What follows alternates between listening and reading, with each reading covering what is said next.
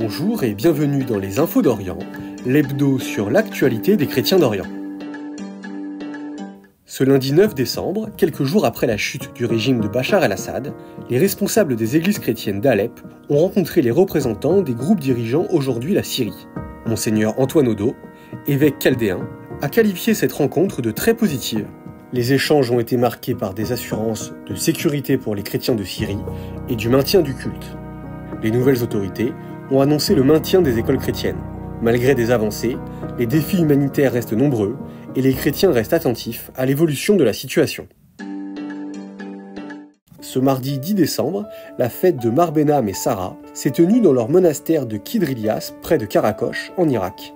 La journée a débuté par l'inauguration d'un bâtiment nouvellement restauré, en présence de Monseigneur Hanno, archevêque syriaque catholique de Mossoul et Karakosh, et de nombreux religieux.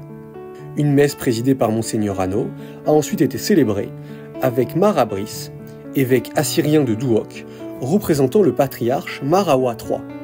Saints particulièrement vénérés en Irak, Mar Benam et Sarah, frères et sœurs, furent martyrisés au IVe siècle pour leur conversion au christianisme.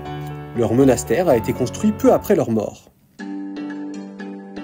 L'église syro-malabar a un nouveau cardinal, son éminence Georges Jacob Kouvakad, coordinateur des voyages apostoliques, a été créé cardinal le 7 décembre par le pape François.